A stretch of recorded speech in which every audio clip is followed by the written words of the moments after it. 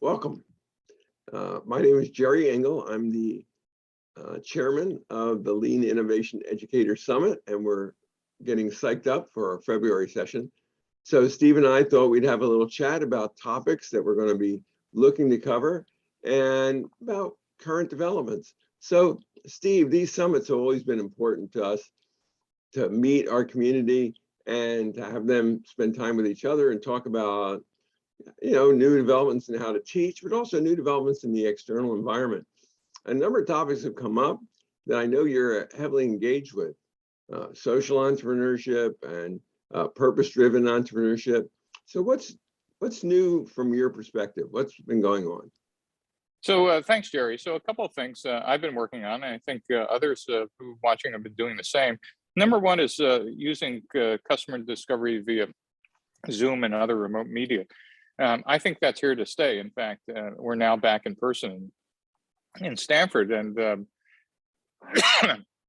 and we're still using discovery as the front end of innovation, at least for the first meetings. So you're doing Zoom for first meetings, even though you're back in person. I just think the number of interviews you could get are 10x and that quantity makes up for quality. But ultimately, you need to get out of the building as well. But that is a major change in my philosophy. And we'll go through that, and I'm sure we have even better experiences from our viewers. The second is mission-driven entrepreneurship. I think we've all now seen our students are really interested, as you called it, purpose-driven entrepreneurship, working on climate or oceans or nonprofits or whatever. And the Lean framework and the Hacking for X framework just fits perfectly. We've stood up hacking for oceans and hacking for climate and hacking for diplomacy and other problems. And those are easily repurposed on your campuses for students who are interested in working on specific problem sets. The third area I've been working with is Tony Olbuck and this notion of jobs to be done as not just the extension of Osterwalder's value proposition canvas, but a front end on actually how to define a marketplace rather than have students kind of randomly throw darts. This whole front end of what are you doing customer discovery on has really been a perpetual topic of like, well, how do you pick a market rather than just I feel like, and this and they came up with a jobs to be done canvas, which I thought was pretty useful. And then the last piece is this notion of dual use startups, startups that are both want to have commercial scale, but are using the military as lighthouse customers and an additional customer base. Because what's happened is there's been an attendant growth of venture capitalists who are really interested in national security innovation and are willing to forego some of the obscene upsides of just pure social media and invest in things that make the country safer, stronger, and more secure. So how have you personally been involved in that last category? Well, at Stanford, we started a new class called Technology, Innovation, and Great Power Competition. Me, Joe Felter, and Raj Shah. I've been reading what you've been writing on the blogs. It's been very compelling. Yeah, well, the class is even better. But as we taught that, I realized that there was something unique going on at our university that maybe we could even make a bigger contribution than just a class. And that is, we sit at the intersection of all these new technologies, AI, machine learning, cyber, commercial access to space, I mean, on and on. And for the first time ever, these are not being driven by our Department of Defense, where that used to be for the last 75 years, or our prime contractors, or our federal labs. And so that means those technologies are accessible by anybody who could innovate at speed and acquire those at speed. And that's not how we're organized in the US Department of Defense. We're organized very differently. So what we realized is these technologies are going to affect all parts of our government and how we project national power, diplomatic, information, military, and the economy.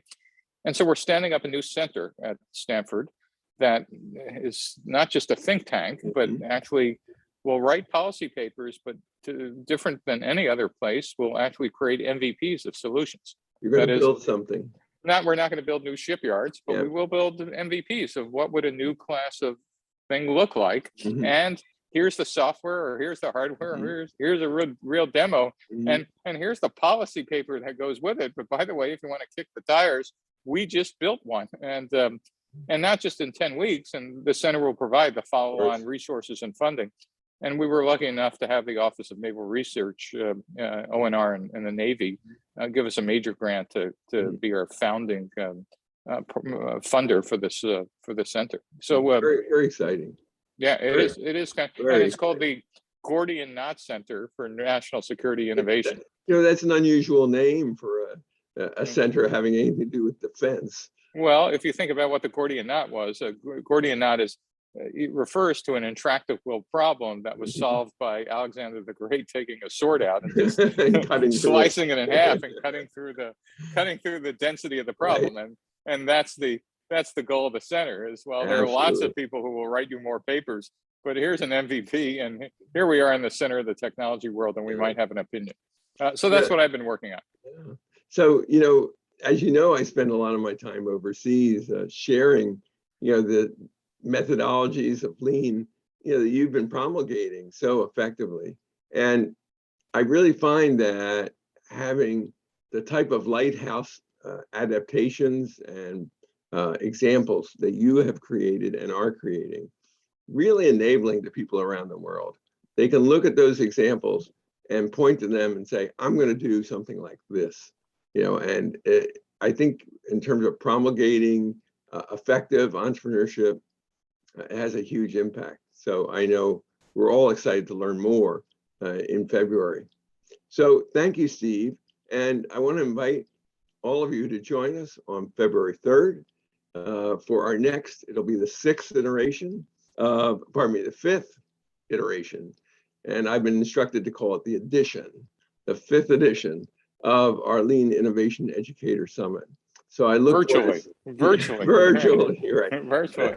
And ultimately, maybe mixed metaphor, but for the moment, it absolutely is virtually. So thank you. And Steve, thank you very much. And I look forward to seeing all of you in February. Take care.